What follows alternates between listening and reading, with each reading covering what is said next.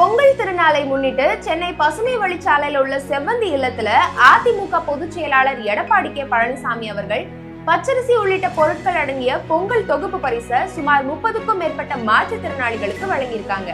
மாண்புமிகு முதலமைச்சர் முன்னாள் முதலமைச்சர் எடப்பாடி ஆட்சியில் ரொம்ப நல்லா சிறப்பாக இருந்தது.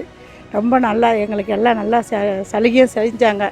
இது முன்னாடி கொரோனாவில் எடப்பாடி ஐயா நிறைய பண்ணியிருக்காங்க. மாற்றுத்திறனாளிகளும் ஒதுக்கலை, வீடு தேடி எங்களுக்கு எல்லா நலத்திட்ட உதவிகளும் சரி அவங்க இதுவும் கொடுக்குறாங்க. அம்மா ஆட்சி இருக்கும்போதும் சரி, ஐயா ஆட்சி எடப்பாடி ஐயா ஆட்சி இருக்கும்போதும் சரி, அந்த ஆட்சியில் நாங்கள் அந்த அளவுக்கு கஷ்டப்பட்டது கிடையாது. ஏன்னா இப்போ இப்போ பொங்கல் தொகுப்பு வாங்குறதுக்கு ரேஷன் கடைக்கே போனாலும் அது எல்லா இடத்துலையும் இவங்க கொஞ்சம் பார்த்துக்கணும். அதான் எங்களை ரொம்ப நேரம் கழித்து எப்படியோ நான் போய் காத்தால் ஒரு 8 மணிக்கு போயிட்டு 12 மணிக்கு தான் வாங்கினேன். நானே இந்த மாதிரினா அப்போ பார்த்துங்க எங்கள் மாற்றுத்திறனாளி எவ்வளோ பேர் எவ்வளோ கஷ்டப்பட்டுருப்பாங்கன்ட்டு. அது அம்மா ஆட்சியில் இருக்கும்போது மாற்றுத்திறனாளிக்காக 40% கூட பென்ஷன் அவங்க கொடுக்க சொல்லி ஆர்டர் போட்டாங்க. அது வந்துடுச்சு. எல்லோரும் 40% மாற்றுத்திறனாளியும் வாங்குகிறாங்க, சந்தோஷம். அப்புறம் பென்ஷனை ஏற்றி தர சொன்னாங்க, பென்ஷனை ஏற்றி கொடுத்தாங்க. நல்லா தான் இருந்தது அம்மா ஆட்சியில். இந்த அரசாங்கம் கண்டுக்கவே இல்லை.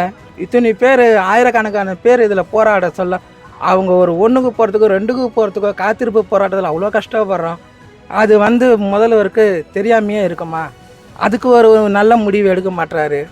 வர ஆட்சியில் எடப்பாடி ஐயா எங்கள் கோரிக்கையை தீர்த்து வைக்கணும். மாற்றுத்திறனாளிகளுடைய கஷ்டங்களை புரிஞ்சு அவங்களுக்கு வாழ்வாதாரத்துக்கு பென்ஷனை உயர்த்தி கொடுக்க மாதிரி தாழ்மையுடன் கேட்டுக்கொள்கிறேன். இந்த ஆட்சியில் எங்களை யாரையும் கண்டுக்கிறது இல்லை, ஒன்றும் இல்லை. இதிலே பாகுபாடு பிரிக்கிறாங்க. 100% இருக்கிறவங்களுக்குலாம் 2000 ரூபாய், அதுக்கு கீழே 60% இருக்கிறவங்களுக்குலாம் 1500 ரூபாய் அப்படின்னு இது பண்ணுறாங்க. மாற்றுத்திறனாளிகளை பர்சன்டேஜ் பிரித்தவங்க யாரும் கிடையாது. அதனால் எங்களுக்கு இந்த ஆட்சி மாற்றுத்திறனாளிகள் ரொம்ப ஒதுக்குறோம். இதில் வர டிவிஷன் வைஸாக எந்த ஒரு நலத்திட்டம் இருந்தாலும் நாங்கள் முன்னுரிமை கிடையாது, எங்களுக்கு எதுவுமே கிடையாது. நாங்களாம் எல்லாம் பார்த்துக்கிற மாதிரி தான் இருக்குது. பாண்டிச்சேரி, ஆந்திரா இதிலலாம் பார்த்திங்கன்னா மாற்றுத்திறனாளிகளுக்குன்னு தனி கேரிங் எடுத்து வீட்டுக்கோ சரி எல்லாத்துக்கும் பண்ணுறாங்க. ஆனால் எங்களுக்கு மாற்றுத்திறனாளிங்கன்னு பேர் கொட்டளத்தில் தான் போடுறாங்களே கண்டு எங்களுக்கு எந்த ஒரு இதுவும் அமையலை. இந்த மாதிரி நடக்குது. ஆனால் அம்மா ஆட்சியிலாகட்டும் ஐயா ஆட்சியிலாகட்டும் முக்கியத்துவம் ஃபஸ்ட்டு எங்களுக்கு கொடுப்பாங்க. ஆனால் இவர் இருந்தாருன்னா கண்டிப்பாக அது வரும் என்ற நம்பிக்கை எங்களுக்கு இருக்குது. மாற்றுத்திறனாளிகள் ஓய்வூதியம் உயர்த்தி தரணும். இப்போ எங்களுக்கு கொடுக்குற அந்த 2000 ரூபாவில் சரி 1500 ரூபாய் ஒரு கேட்டகரிக்கு இது மாதிரி தானே கொடுக்குறாங்க. இப்போ பாண்டிச்சேரி பார்த்திங்கன்னா ஒரு ஆளுக்கு 6000 ரூபாய் கொடுக்குறாங்க. அந்த மாதிரி எங்களுக்கு உயர்த்தி கொடுக்கணும். எங்களுக்கு வேலை வாய்ப்பு கிடையாது. எங்கே போனாலும் எங்களுக்கு வேலை வாய்ப்பு கொடுக்க மாட்டாங்க. ஏன்னா சில பேர் தவழ்ந்து போகிறோன்னுவாங்க. இத்தனை சதவீதம் ஒதுக்கீடு பண்ணுறாங்க, ஒதுக்கீடு பண்ணுறாங்க வேலை வாய்ப்பு அரசாங்கத்தில். ஆனால் எங்களுக்கு இது வரைக்கும் எதுவுமே எங்களுக்கு சேர்ந்தது கிடையாது. நான் என்ன சொல்கிறேன்னா, ஒவ்வொருத்தருக்கும் பென்ஷனை கொடுக்குறத விட ஒரு 8வது படிச்சிருக்காங்களா, ஒரு +2 படிச்சிருக்காங்களா, 10th படிச்சிருக்காங்களா, டிகிரி படிச்சிருக்காங்களா, அவங்களுக்கு ஏற்ற மாதிரி உட்காந்து செய்கிற மாதிரி ஏதோ ஒரு வேலை கொடுங்க அரசாங்கத்தில். நாங்கள் ஏன் கையேந்தி நிற்க போகிறோம் பென்ஷனுக்கு? இல்லை, அந்த 1500 பென்ஷனுக்கு 2000 பென்ஷன் வச்சு நாங்கள் மாதம் ஃபுல்லாக குடும்பம் பண்ண முடியாது விற்கிற விலைவாசிக்கு. அதே மாதிரி இந்த மோட்ரு வண்டி கொடுக்குறாங்க, தரமானதே கிடையாது. எங்களுக்கு அந்த வண்டி 2 வருஷம் கூட வராது, இல்லை 1 வருஷம் கூட வராது. அது நாங்கள் செலவு பண்ணுற இதுதான் அதிகம். அது தவிர ஒரு தடவை வண்டி கொடுத்துட்டாங்கன்னா 10 வருஷம் கழிச்சு தான் உங்களுக்கு வண்டின்றாங்க. இந்த முகாம் போடுறோம் அந்த முகாம் போடுறோம் கலந்துக்க சொல்கிறாங்களே. ஆனால் எது கலந்துக்கினாங்க எங்களுக்கு ஏதோ ஒரு நல்லது நடக்க போகிறது கிடையாது. படித்த பசங்க நல்ல ஒரு கவர்மெண்ட்டில் ஒரு இது உட்காந்து எழுதுகிறாப்புல, அந்த நடக்க முடியாதுல்ல உட்காந்து எழுதுகிறாப்புல அப்படி வேலை கிடச்சா கூட அந்த பிள்ளைகளுக்கு போதும். அதுக்கு பிள்ளைங்க சந்தோஷப்படுவாங்க. என்ன ஐயா மேலே மேலே இதாகுவாங்க. இந்த இப்போ இருக்கிற ஆட்சியில் ரொம்ப இந்த கொள்ளை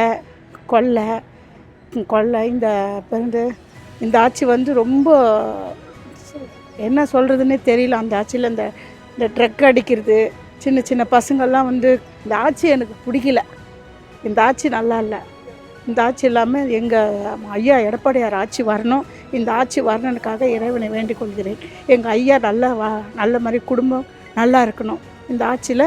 இந்த ஆட்சி மாறி அடுத்த ஆட்சி எங்கள் ஆட்சியாக இருக்கணும். ஐயா இன்றைக்கி எங்களுக்கு பொங்கல் தொகுப்பாக இந்த மாதிரி கொடுத்து எங்களை ரொம்ப மகிழ்ச்சிக்கிறாரு. அவர் ஆட்சியில் இருந்த போதும் சரி இல்லாத போதும் சரி எங்களுக்கு இந்த மாதிரி கொடுத்து எங்களெல்லாம் வர வச்சு இந்த மாதிரி கொடுத்து எங்கள் மனசு சந்தோஷமாகுது. இன்றைக்கி நாங்கள் போய் திருப்தியாக இன்றைக்கி நாங்கள் போய் பொங்கல் கொண்டாடுறோன்னா அதுக்கு ஐயா தான் காரணம். அடுத்த ஆட்சி ஐயா ஆட்சி தான் வரணும். சேலத்தின் சிங்கம், மாற்றுத்திறனாளியின் காவலர், நாளைய தமிழகத்தினுடைய விடிவெள்ளி அண்ணன் எடப்பாடியார் அவர்கள் இன்று அனைத்து வகை மாற்றுத்திறனாளிகளுக்கு பொங்கல் திருநாளாம் தைத்திருநாள் முன்னிட்டு மாற்றுத்திறனாளிகள் அனைவருக்கும் சுமார் 100க்கும் மேற்பட்டோருக்கு 200 ரூபாய் ஊக்கத்தொகை வழங்கி மகிழ்ச்சி தெரிவிக்கிறார். அவர்களுக்கு இந்த நேரத்திலே நாங்கள் நன்றியை தெரிவித்துக் கொள்கிறோம். நாளைய முழு அண்ணன் எடப்பாடியார், நாளைய முழு அண்ணன் எடப்பாடியார், நாளைய முழு அண்ணன் எடப்பாடியார், கழகத்தின் இருந்த பொதுச் செயலாளர் ஐயா எடப்பாடியார்.